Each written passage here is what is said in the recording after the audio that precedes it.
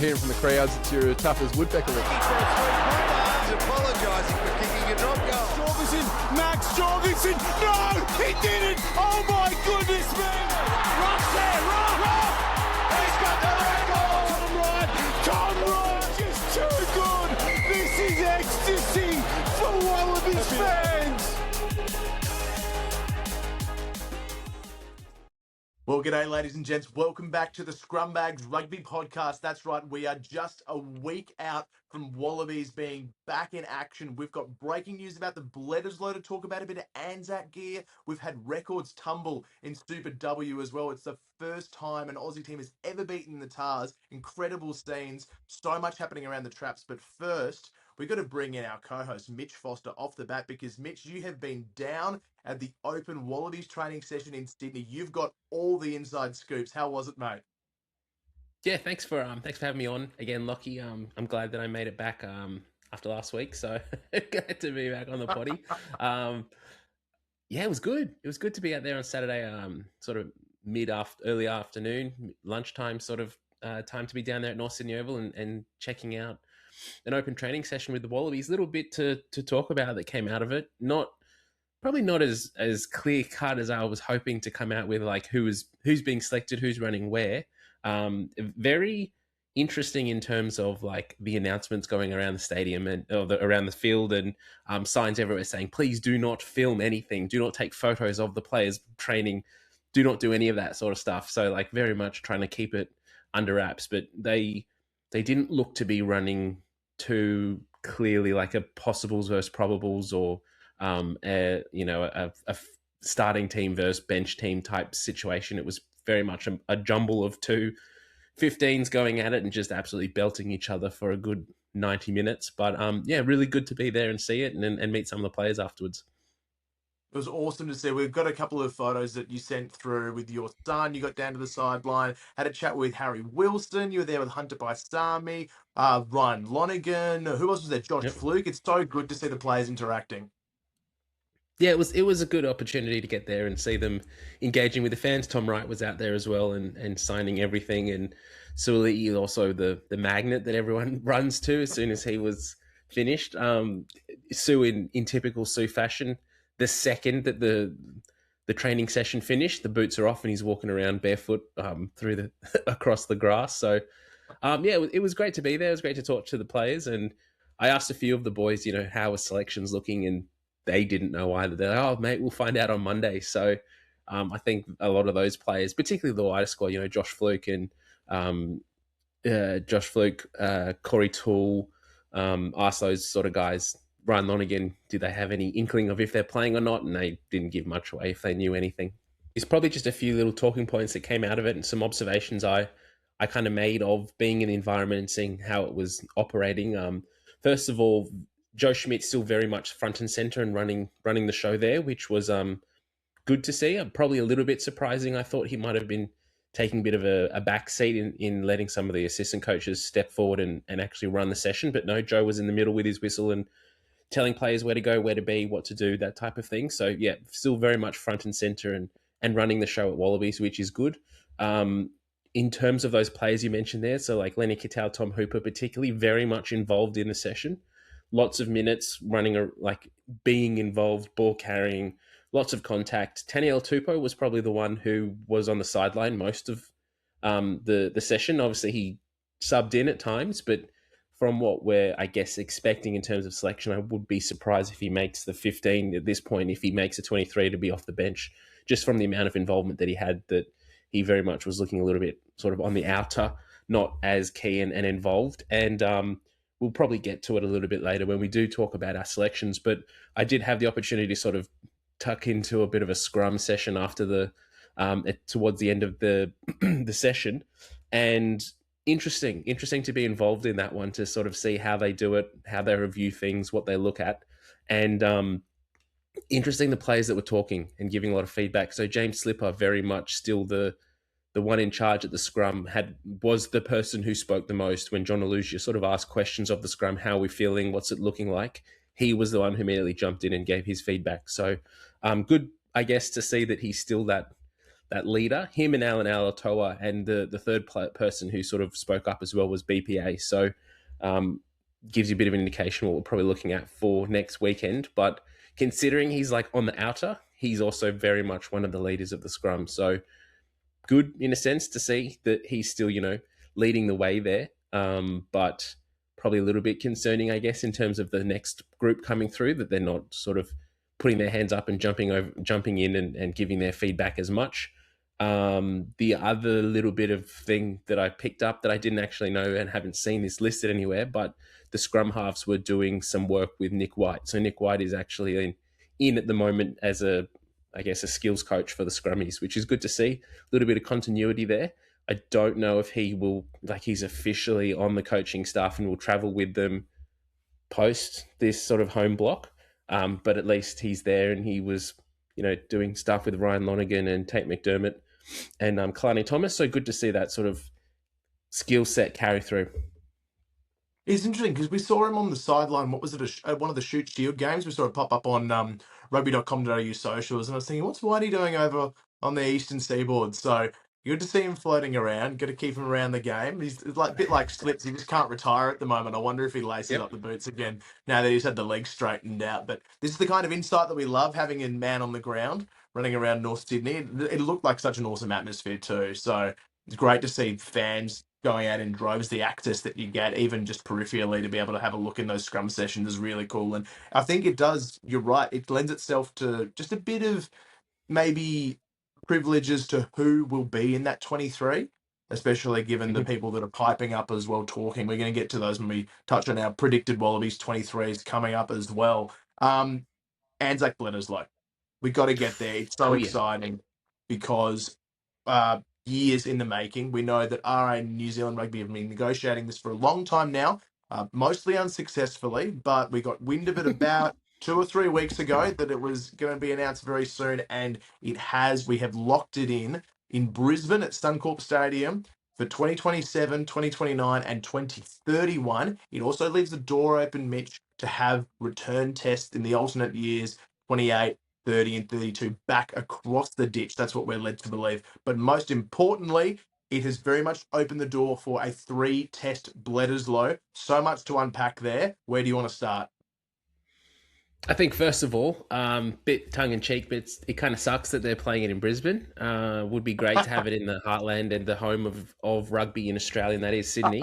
The cauldron that is a core stadium. The Wallabies have gone 0-12 the last time they've played there. So disappointed when we're playing in Sydney.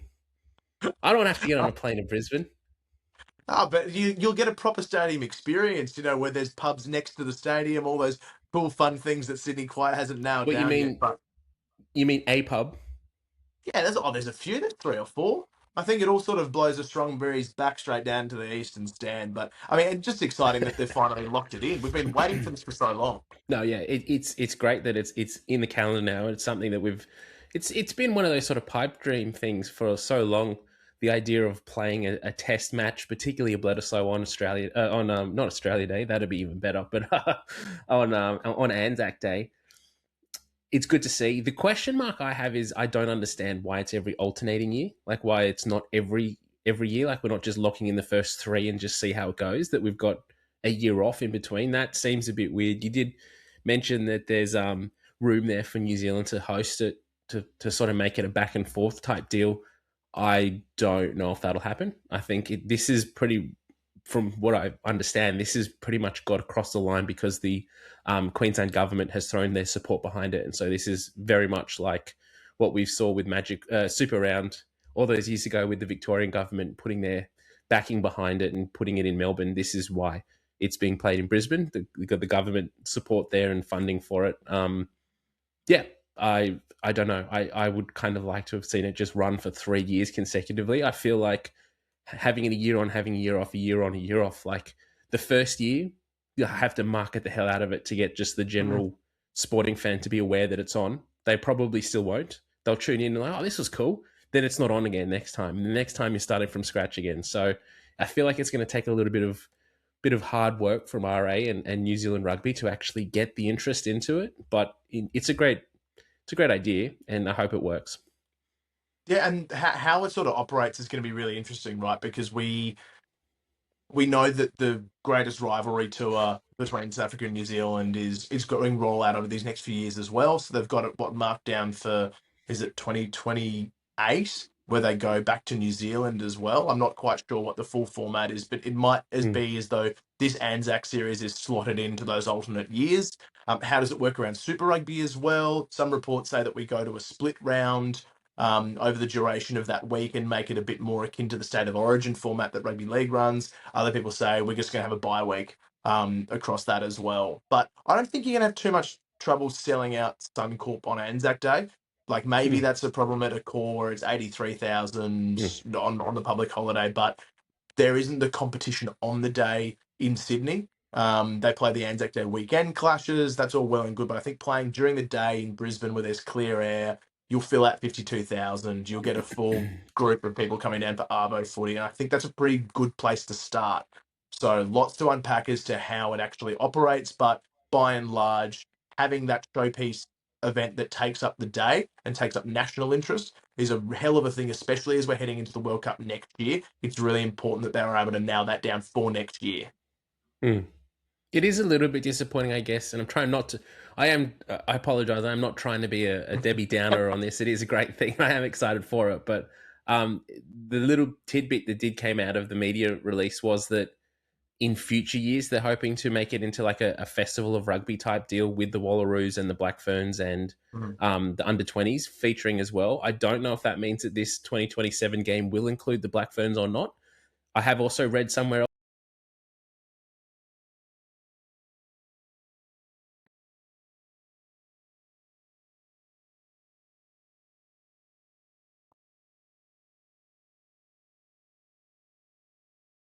and they'd work on amalgamating together, and I just hope that for the first one we kick it off and make it big to start with and then work out the logistics afterwards.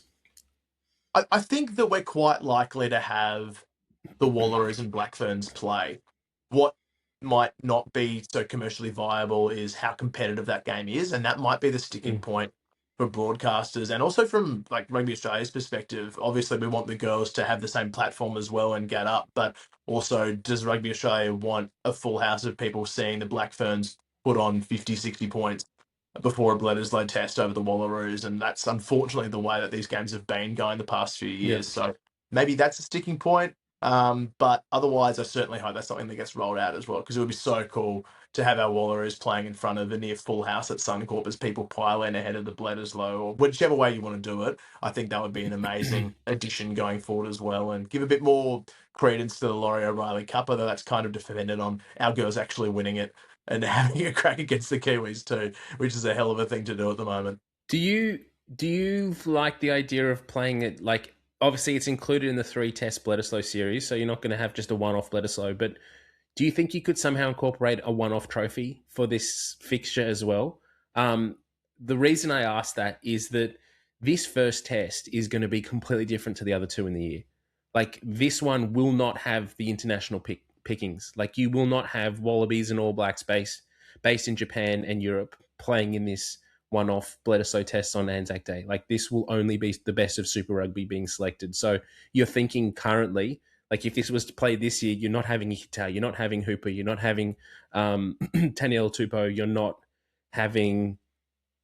Well, yeah, they're the current inclusions, but you're also then, from a All Blacks perspective, you're not having Artie Savea, you're not having Anton Leonard-Brown. Like, these guys that aren't playing in New Zealand in Super Rugby are not getting selected.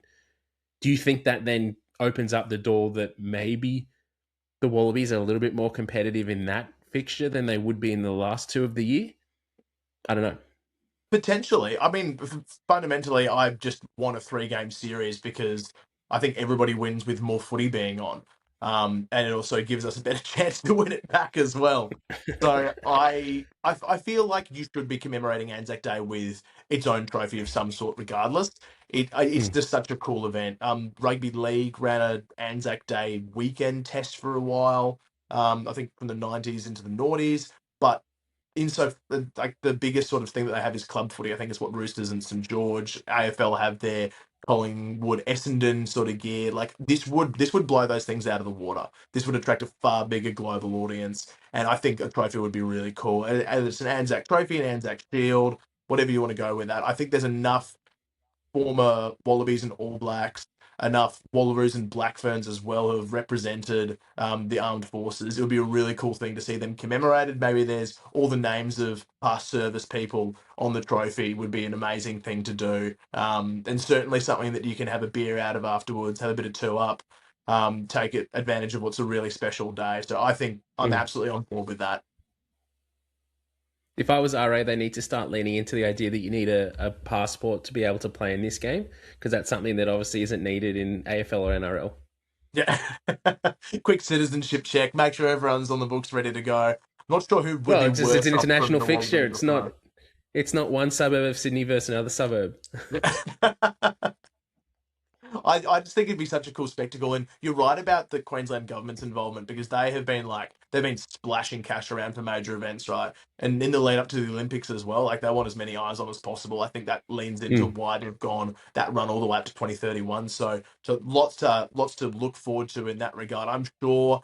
Even though that's been locked in for those 3 times, long term, I wouldn't be surprised if Sydney, if Perth, if Melbourne puts their hand up, and if they see this go successfully, that's a massive draw card for government and tourism dollars. So maybe you will get your wish. Maybe people can spend 4 hours on the train out to a core and have a good time there too in future years.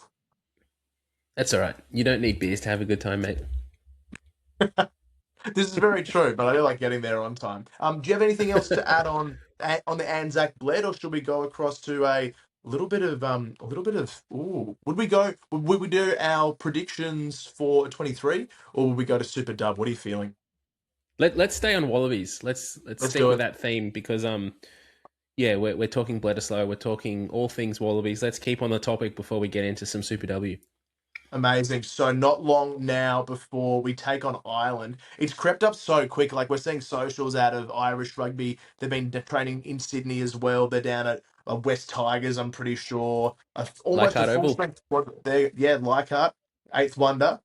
So they've got all kinds of gear coming down. And by the time you listen to this, it will be 6 sleeps, maybe even 5, before the Wallabies are back in action. A full house at Allianz Stadium.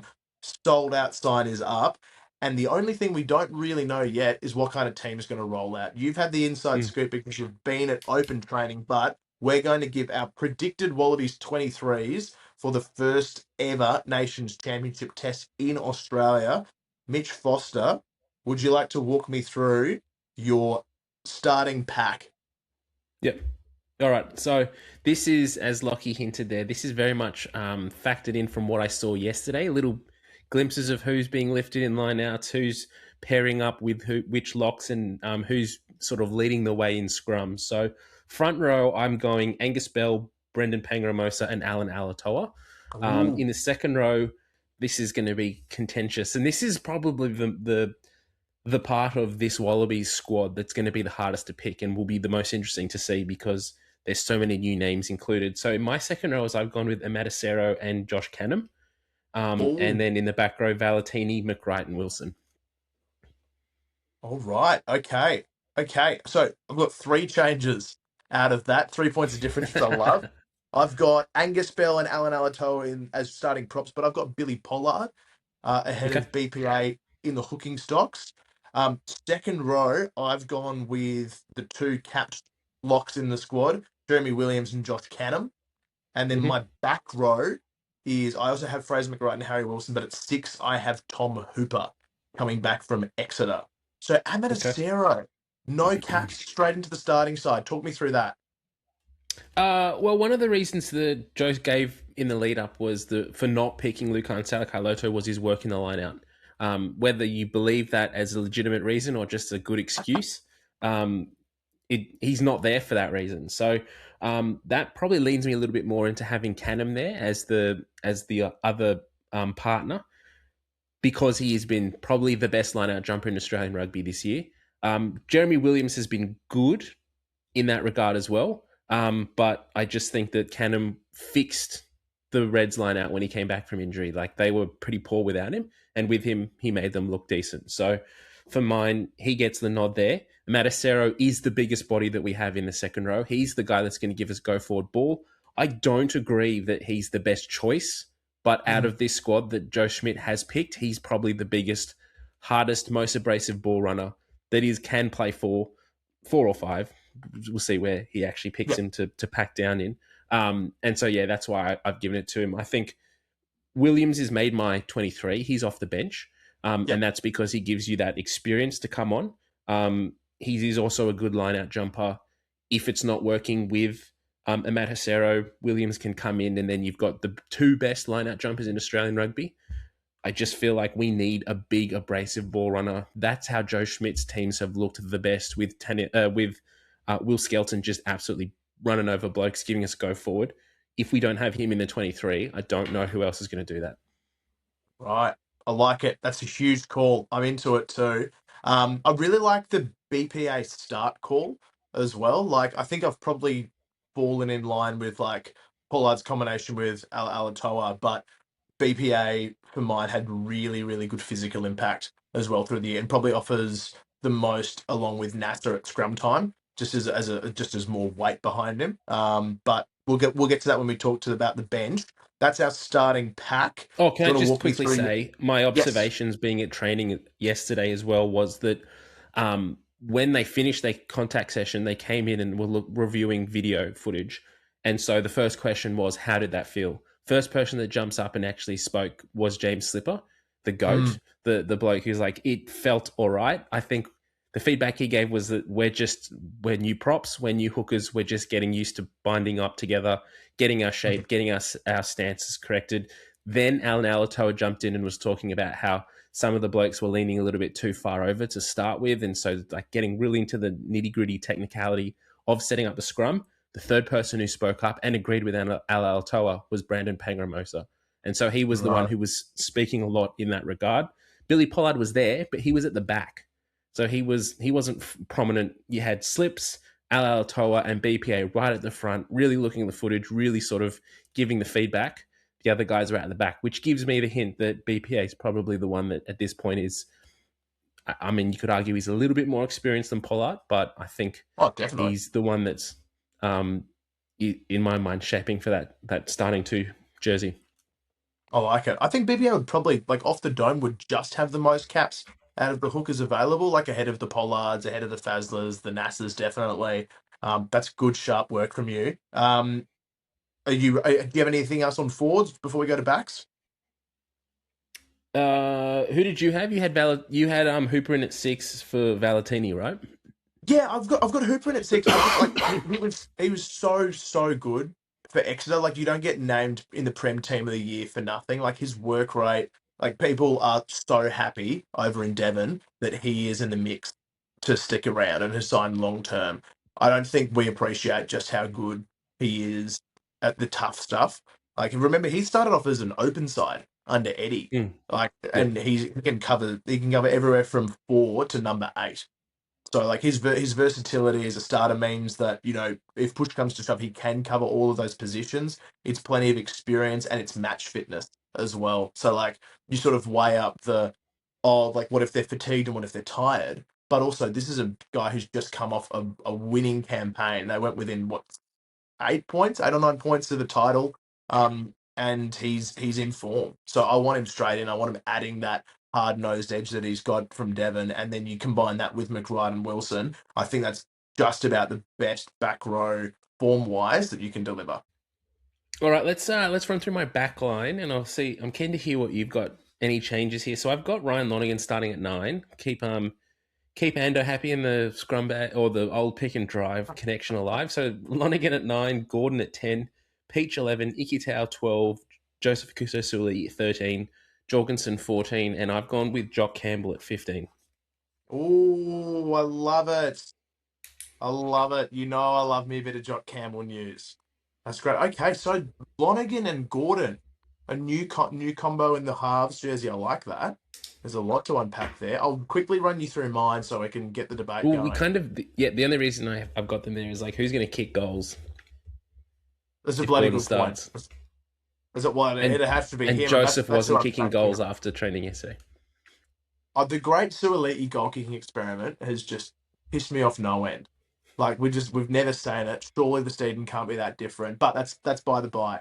I've got the Reds halves pairing. I've got Tate McDermott and Carter Gooden. Surprise, surprise. The state bias comes through. Oh Very gosh. very similar back line. I'm keeping the Lenny and Sue combo. Very Joe Schmidt.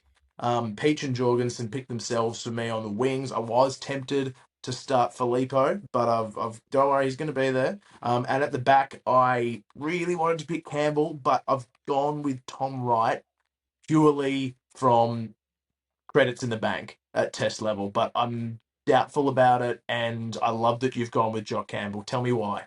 Um, Tom Wright was actually having a really long conversation right next to me when I was waiting for some of the other players to come through, to some bloke in the stands that he actually evidently knew.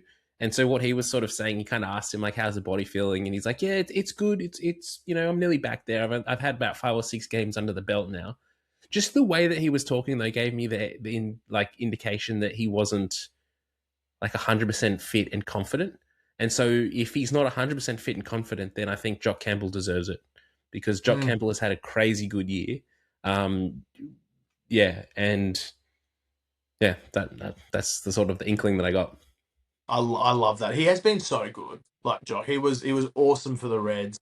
I fear that Joe might just not trust him, whereas Tom Wright's done a job for him at test level, and maybe that weighs into it. I'd personally love to see it, especially if they do go with a McDermott-Gordon halves pairing. I'd love the continuity with Campbell at the back as their safety blanket, especially for Carter, who's still very much in his infancy. And we know that even though Jock Mate, Campbell's if you do that, played you might as well drop Joseph Akuso-Suoliti and just start Hunter Paisami at 13.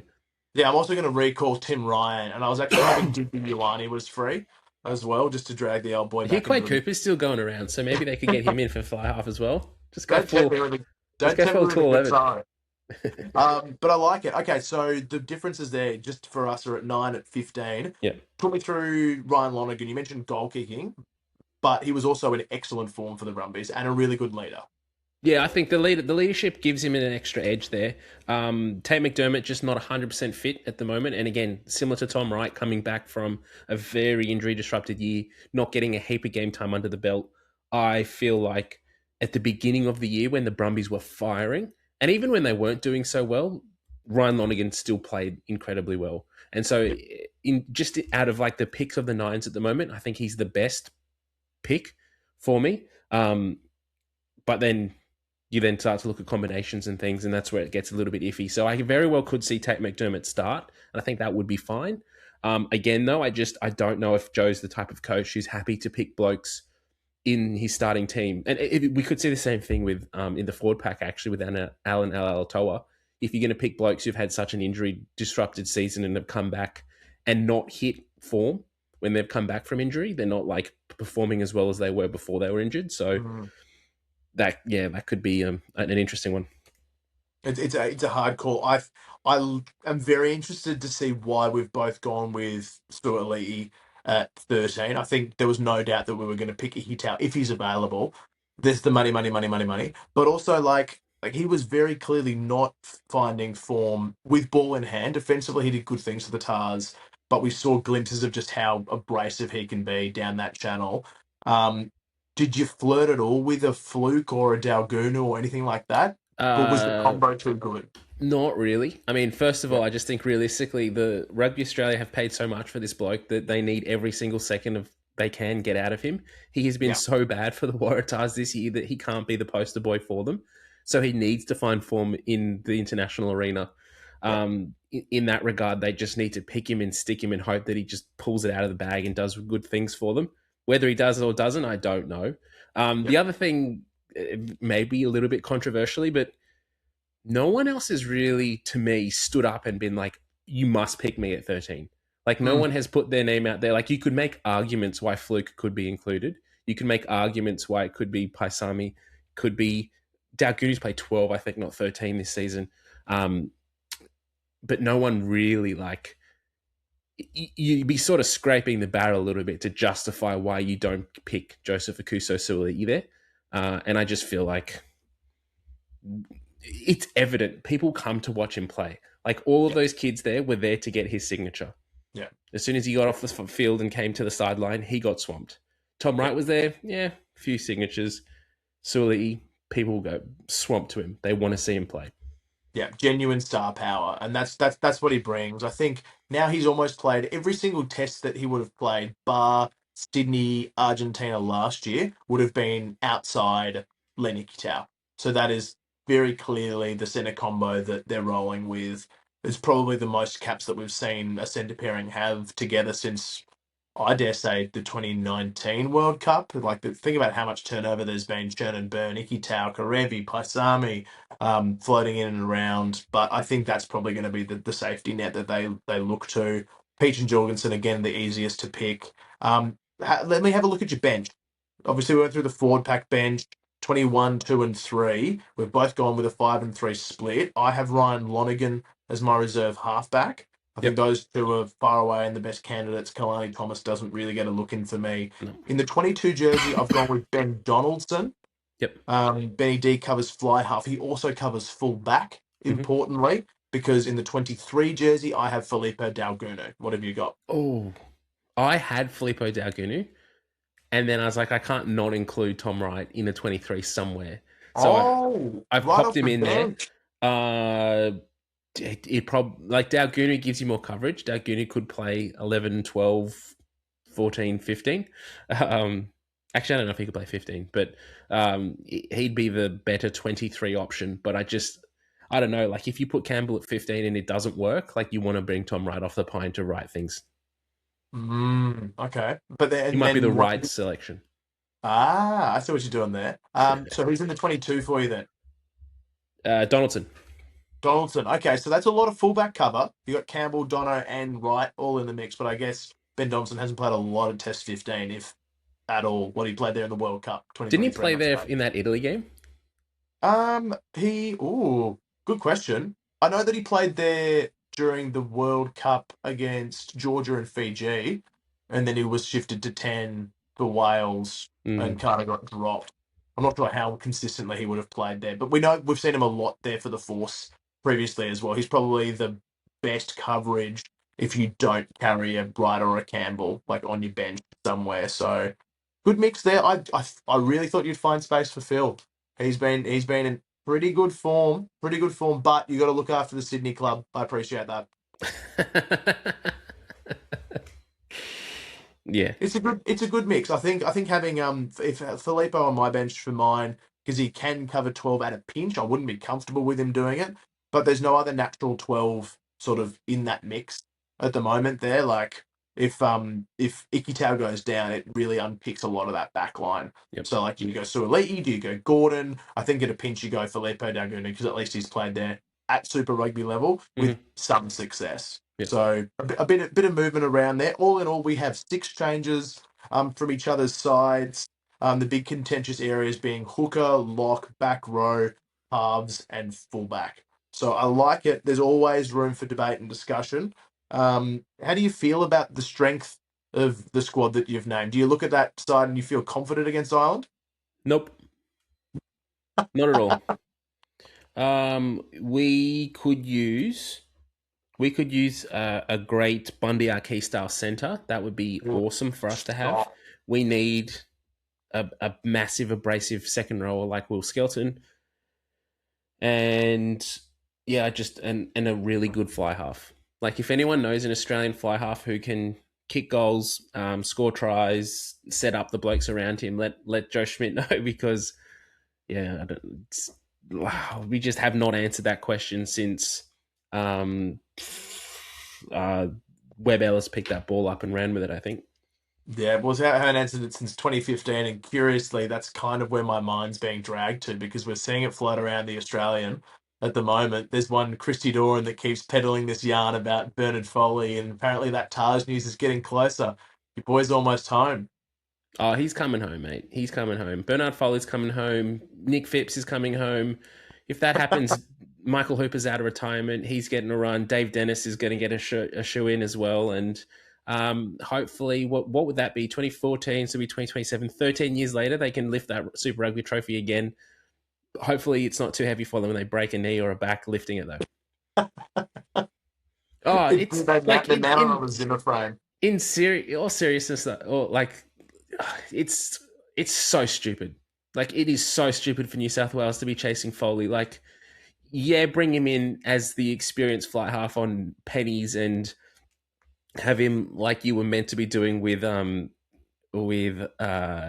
Debraseni this year, like the player coach type situation, who's just doing extras with the young blokes after training and maybe comes on against the force in the 70th minute for 10 minutes.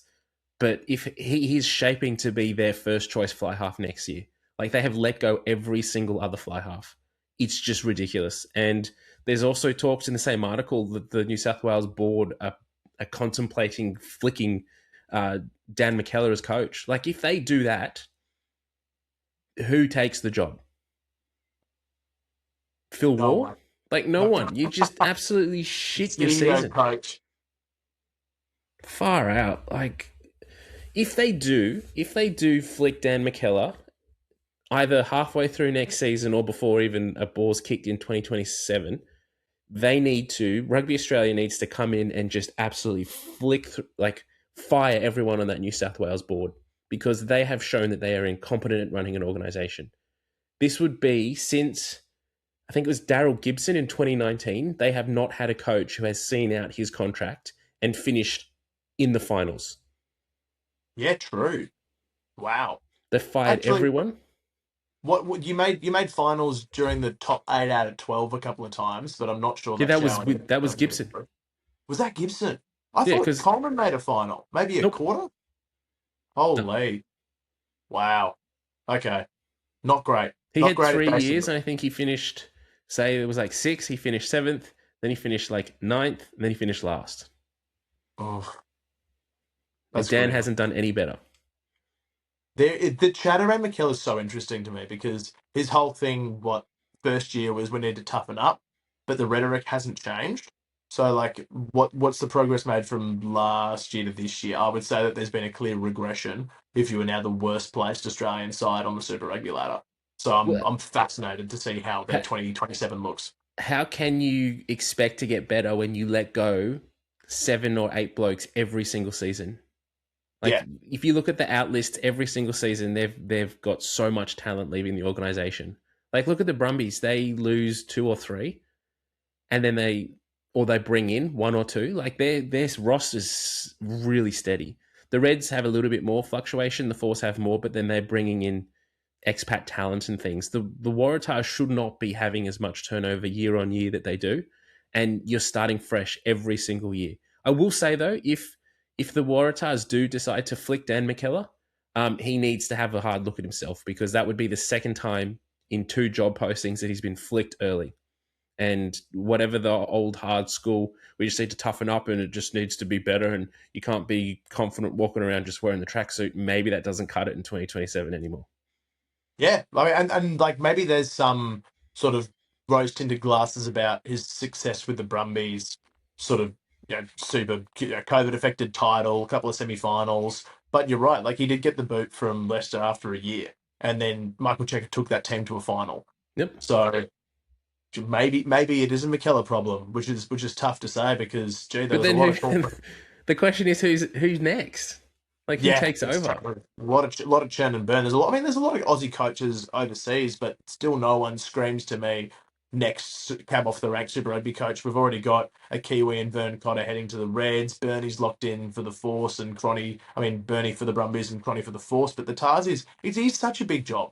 Like, it really is a big job, and that's a team that we know has the talent to be able to deliver a title, and just simply has underperformed criminally. So, what needs to happen, and we'll move on after this, because people don't want to listen to us talk about the Waratahs, and I am a Waratahs fan, so I am a tiny bit biased here, but what I do mean what I say when I say this, that the Waratahs coach needs to be the next in line for the Wallabies coach. Like, he needs to be the best choice consistently. Yes, we've had Les Kiss come out of the Reds, but the Waratahs coach needs, because of the Sydney market, the fact you've got the Shoot Shield, the rugby community, you need the top talent coaching the Waratahs, because it's gone to shown for the last few years when you've got these guys who either are just not quite up to the job in experience levels, Kiwis who just don't get the Sydney rugby market just don't get the Australian landscape, it doesn't work. And so, like, it'll be interesting to see what how Vern Cotter goes at the Reds next season. But like, we need the next Wallabies coach to be coming out of the Waratahs to just have that pathway. I like it. Tell you what, a penny for Rob Penny's thoughts on how the Tahs operate. Bloke's won a title after getting a spoon with the Tahs. So like, I'm fascinated Twice. for those kinds of chats as well. It's amazing. There's so much to unpack there, but we'll steer clear of men's Super Rugby because Super Rugby women's is what's currently on at the moment. We haven't given it as much airtime as we would have liked, but we've had some difficulty getting together over the past few weeks. And this competition, if Super Rugby is a sprint, this is a 40-yard dash.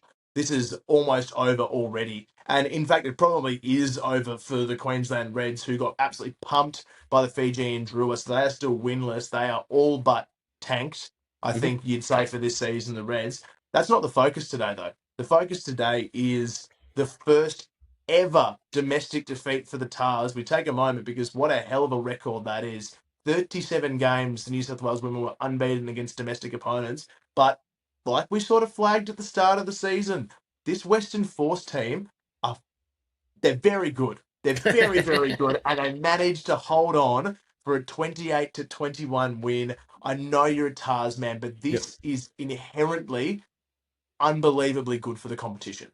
Oh, this was great. Like, this was awesome to see.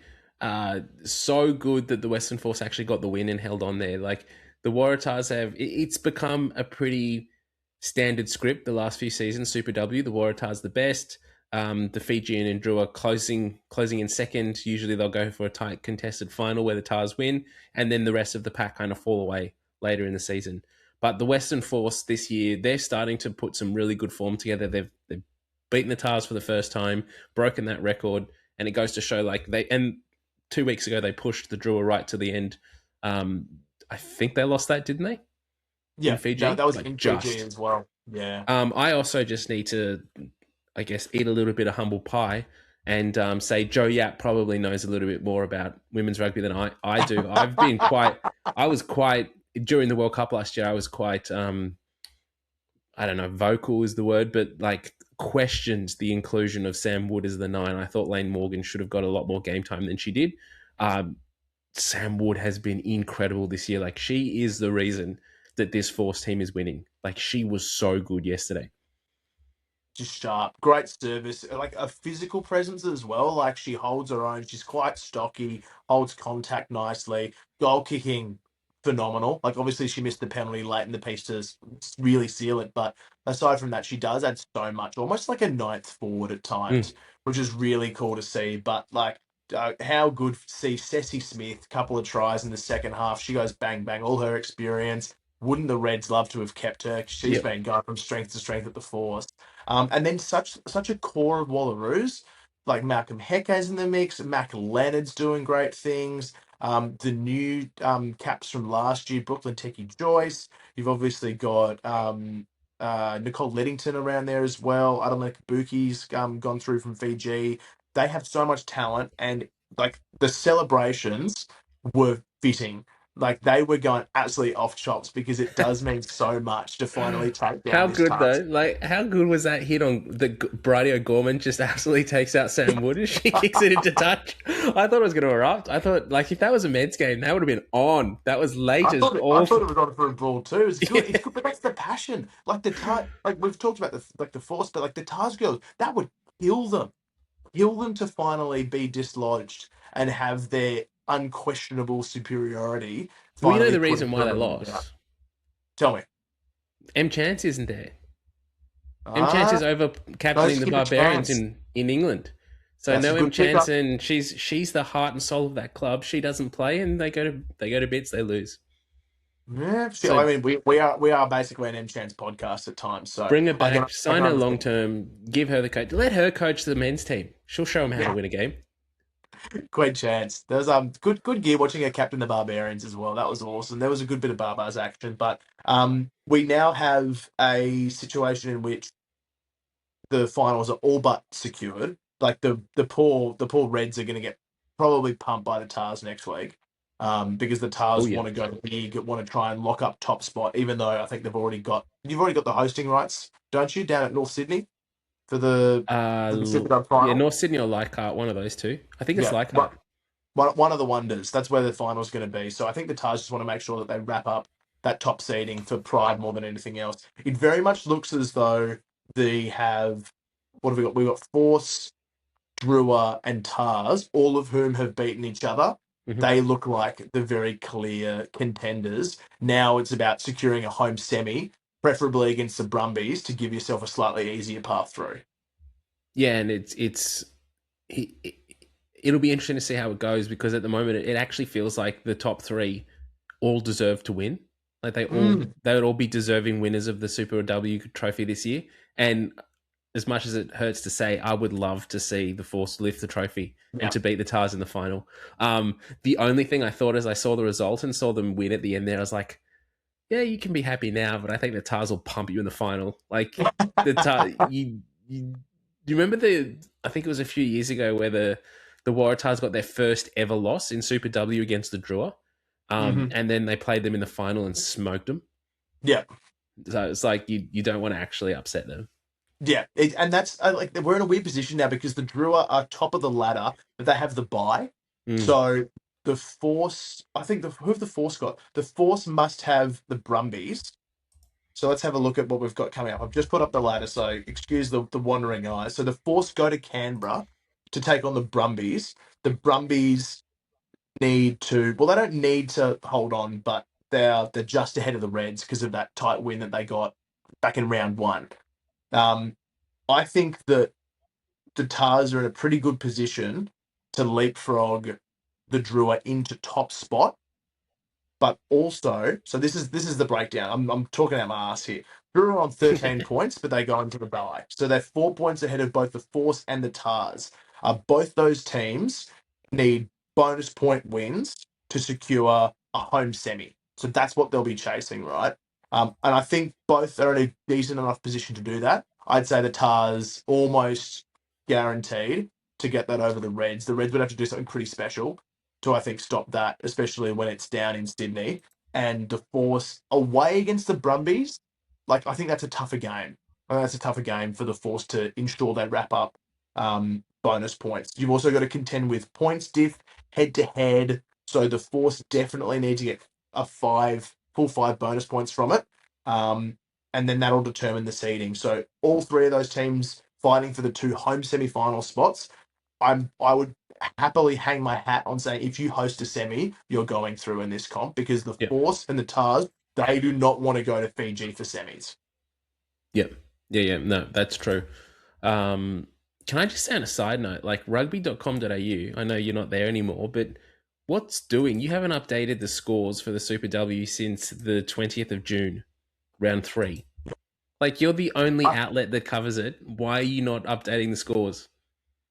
I've just got into the fixtures at the top of the tab. Poor Nathan Williamson's got his work cut out for him over at RA. Poor bugger.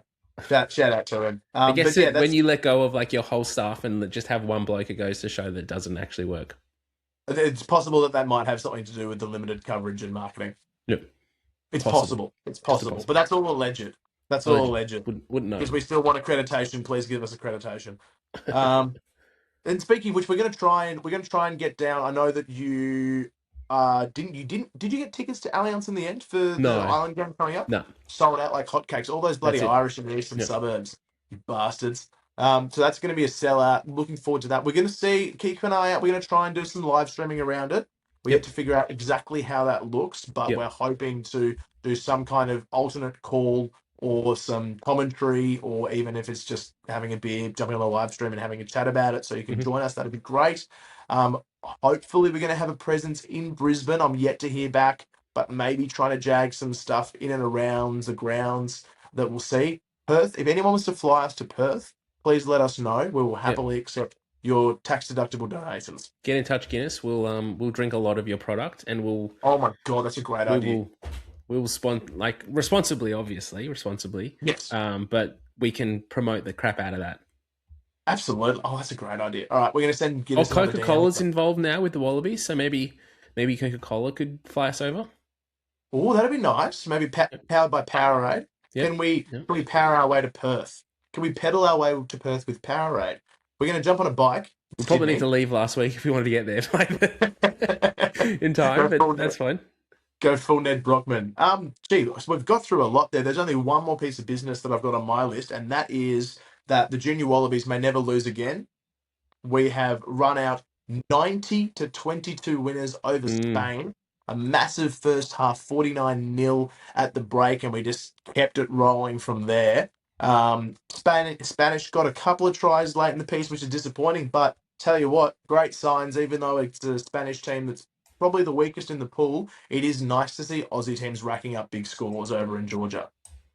Yeah, and I mean, looking at that scoreline, you think, bloody hell, what happened there? And reading through, the South Africans put 104 points on. I actually don't know who the fixture was. Georgia, maybe? I think it was Uruguay. Oh, Uruguay? Yeah, it was one of those European nations, and sort of asks questions of, like, what's the value in having these, lower ranked teams included in this type of format. But yeah, good for the Junior Walls to get that win and to rank up some points on the ladder, because they've got a tough pool. They need to continue that form. But whenever anyone scores 80 plus points against anyone in rugby, that's a tough watch. Yeah, I mean, it was nice because we very rarely see that for us, right? Usually we're on the end of a 40, 50-point clobbering, so it's quite enjoyable to see our boys link some phases together. It's great to see the size that we have in the mix there. It wasn't just the boys who came across from Europe, Lee Hopper and King Benjamin. Like seeing big Inward Lange in the front row getting a couple of tries. He was excellent. Zach Fittler off the bench got a double. Finn Mackay racked up the most points ever.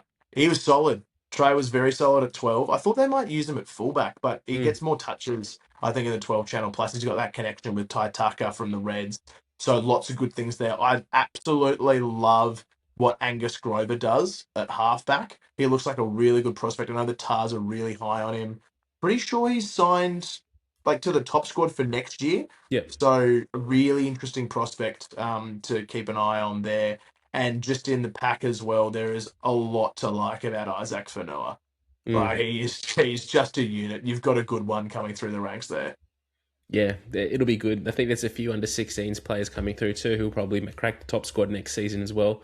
It's just the Waratahs list management at the moment is just shit house, to be honest. But yeah, there's a stack of good players. So next up, I'm pretty sure the boys have. Well, we got Fiji and France also in our pool. I'm just trying to pull up the score from that game. It looks, I dare say the French got up, and they got up comfortably. They beat the Fijians 45-15. So I think next cab off the rank, I'm going to pull this up live as I pad a little bit.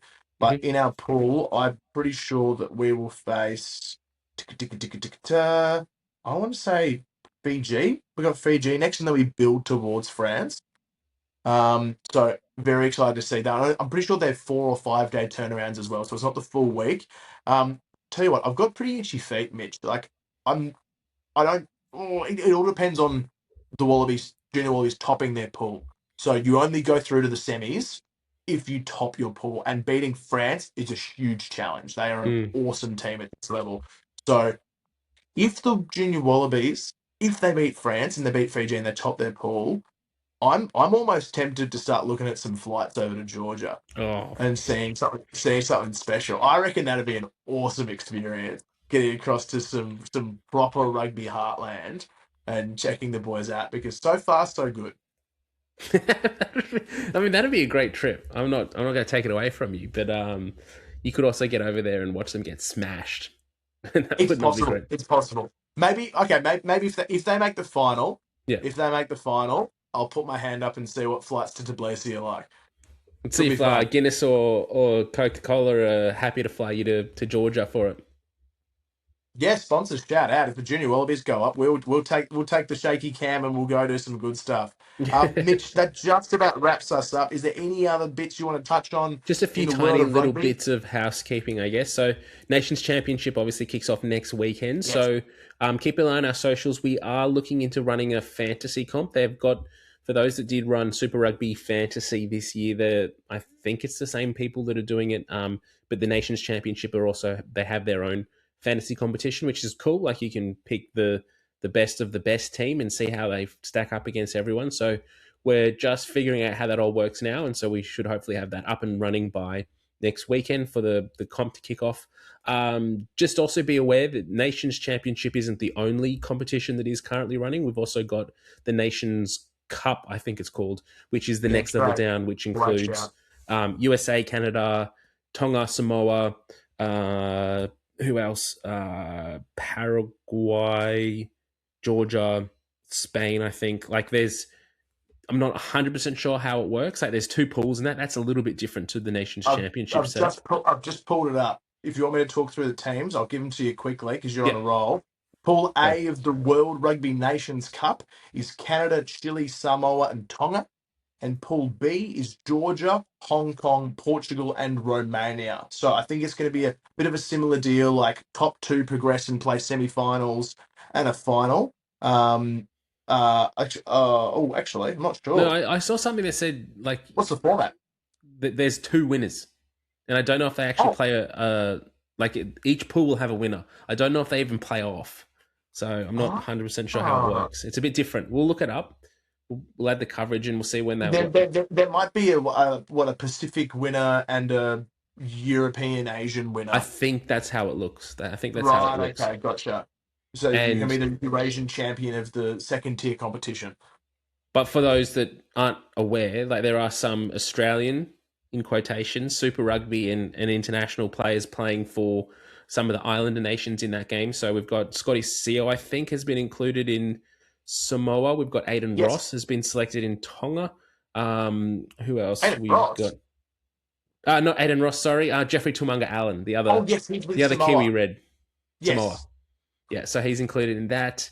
There is some also like New Zealand players, like Kyron Tamaflau is playing for Tonga, I want to say. I'm probably getting it wrong, but yeah, there's also some players as well. And Sean Stevenson has also switched allegiance from New Zealand to Samoa, I believe. So he'll also be great pickup playing for them. So there's some big names in this. This is going to be a good competition to watch. I'm really hoping to see Samoa and Tonga actually have a really good, solid competition. A lot of representation from Moana Pacifica as well. So, Miracle Failangi, Abraham Pole, all those guys that we've come to expect in Super Rugby in a Moana jersey will be pulling on the national jersey of both Tonga and Samoa. So that game between those 2 nations will be awesome. So I love those matchups. I think they're some of the best games in rugby, not even world rugby. I think we're going to see some really cool stuff out of Georgia as well. Like Georgia, Romania, Portugal. Portugal were almost the story of the 2023 World Cup. Almost taking down us, beating Fiji. They had some incredible performances. So I love to see how they're going along. And it's our first real glimpse of Hong Kong, China. We've got them in our World Cup pool next year. Yep. I'll have some eyes peeled for all the Sydney club rugby players who've ended up in Hong Kong and similar bits and bobs. But I think the more international rugby, the better, right? We're in for a treat. And from an Australian perspective, make sure that you just keep an eye on this, because in a few years' time, I don't think it's until 2029 that they actually will, at some point, they will have promotion relegation between, so the bottom ranked team in Nations Championship will then play in Nations Cup. So keep an eye on it, because in 2029, 2030, we might be playing alongside Samoa and Chile. Yeah, we'll have to brush up on our Romanian backline understanding and how well the Chilean forwards are going, because we might be up against them very soon. Mitch, I reckon that just about wraps us. That's us over the hour. We will be back on Patreon. So for our subscribers, we will be back giving you a breakdown of the Wallabies team when it drops. As we said off the top, we're expecting Thursday, and we're going to run through the first round of Nations Championship fixtures. Got some crackers. Oh, England, last thing, just thought. France. England, South Africa, New Zealand, France. Obviously, us against Ireland. What have you got? Best and Less has some really good Wallabies kit for really cheap. Yes. So if you haven't seen the post that Lachie put out last week, this polo that I'm wearing is from Best and Less, $35. I think I picked it up from some nice hoodies, some nice old school rugby sort of jerseys, fair bit cheaper, $35, $40 range, as opposed to what the Castor kit is coming in out at Rebel Sports. So make sure you jump along there if you want to pick up some kit, get yourself in some gold before you head out to Allianz next weekend. There is also some really good deals going at Rebel Sport for the old ASICS kit. Like I know that I picked up a few weeks ago a Lions jersey for like $50. So make sure you attend, go out into your local Rebel and see what you can get there. And just the last bit for New South Wales fans, 2 weeks time. So not like round 2 of the Nations Championship, not this coming weekend, the following one. Japan is playing Ireland in Newcastle. So make sure you make the trip up there. Let's fill that up because it'll be awesome to see Ireland smash Eddie Jones's Japan. It's the first game back after his little sabbatical, little stand down period. And it's always great to see Eddie Jones lose on Australian soil. All right, that'll do us here on Scrumbags. We'll be back in your ears via Patreon on Thursday night. Otherwise, we will catch you to wrap up the opening round of the Nations Championship. The Wallabies would have had a famous victory. France would have smacked around the All Blacks, and England and South Africa would have beaten the God-given hell out of each other. Until then, bye. Bye. We're not going to France for the croissants.